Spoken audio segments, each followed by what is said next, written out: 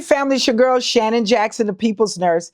Thank you for tuning in to another episode of Living Your Life Without Limits. In this episode, I want to address your concerns about should I take that promotion or not take that promotion? Should I level up or not? Should I pivot into something different? Stay tuned. Wake up, everybody, let's elevate your mind. Live your life without limits, no more wasting time. Hey family, this is Shannon Jackson, the People's Nurse. Thank you for tuning in to another episode of Living Your Life Without Limits. I am your 33 plus years nurse coach, mentor, entrepreneur, and the People's Nurse, where I'm diving into topics on health and wellness. So you want to make sure you subscribe. Let's build our community where we stay connected. And you, the nurse, where you can get advice to help you grow into your profession.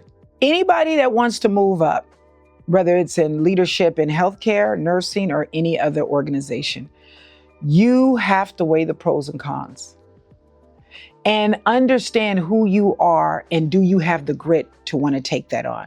Because heavy is the crown as you grow up. That is evident.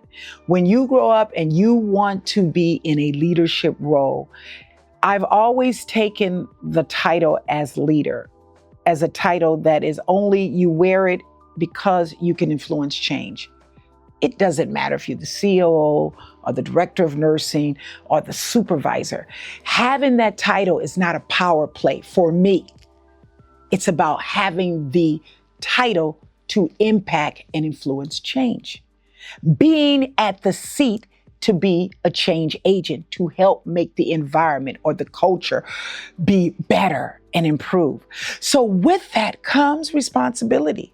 So don't be afraid to challenge yourself. I never forget when I first went into nursing. I never forget this. It's spiritual, so bear with me for a second, but it's worth telling.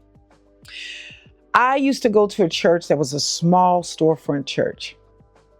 It was called Sweet Hour Prayer. Game changing in my life. God rest the pastor's soul. And those years ago, I remember being prophesied over. I remember a prophecy over my life that said, I see you as a director of nursing. I hadn't even finished school yet. That was spoke over my life. And I kept that memory of that. So fast forwarding, I get into nursing. I graduate at 22. I start my first job on nights because back then, every nurse could do, you started nights. You had to earn your way into working on the other shifts. It was 11 to 7. We didn't have 12-hour shifts when I first came out. Gwendolyn Moore, my first nurse manager, she hired me as a bedside nurse working med-surg unit. Came to me one day and said she wanted to have a meeting. I swear for God, I remember it like yesterday. It's some things that happen in your life that are pivotal, changing, game changing. And this was one of them. She closed the door. I thought I was in trouble. She said, I see something in you and I want to make you my assistant nurse manager. I did just like this. Who is she talking to? Knowing the door was closed. I'm young, inexperienced, naive. She said, I'm going to tell you the advantages and the disadvantages, and I'm going to go on vacation. Let me know what you think. I went home, talked to my grandmother, and started mocking Gwen. I said, Grandma, you wouldn't believe. I'm mocking her. I'm mocking somebody that wants to give me an opportunity. Because I thought she's out of her mind. She know I'm new. I've been a nurse a year. What's she talking about being a leader? That may be you today. That somebody sees something in you, or you have an idea that you want to be somebody. And because of your inexperience, you think you don't have it. Remember, I told you years earlier, there was a prophecy over my life. I kept that in the back of my mind, but when the opportunity presented itself, I thought it was a joke. I mocked her. My grandmother, who I revered and respected, said, what's so funny about that? Don't you see what we see? So I had to straighten up. That's grandma talking. You know, I had one of them Southern grandmas. When she spoke, you listened. And I said, well, grandma, if she's really serious, I'm going to consider it. Fast forwarding, Gwen comes back from vacation. She was an early person. I got that habit of going to work early, I believe, from Gwen.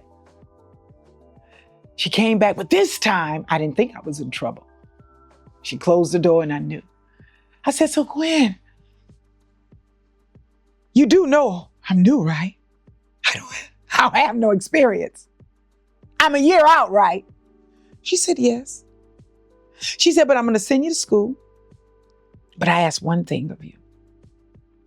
Don't ever do anything that embarrass me and always make the boss look good. In other words, I am depositing into you. In turn, give me your best. I said, that's it. That's a deal. That's easy. And so it was. I went and got my bachelor's degree. But I'm an assistant nurse manager working on my bachelor's degree at that time. Leading. Those formative years of her confidence in me and me taking accountability and determinant and discipline led me to ultimately 20 years when I stopped leading hospitals. I was already 20 years in the game when I transitioned into doing other leadership roles. So it takes faith. It takes confidence, belief, discipline, and determination. And there were ebbs and flows. Everything wasn't rosy, climbing up the ladder. There were haters. There was times I went home and cried, but I dusted myself off and I learned. Even your mistakes, you can learn from. And I did that. What can I do different? How can I be better? So don't beat yourself up. Keep going.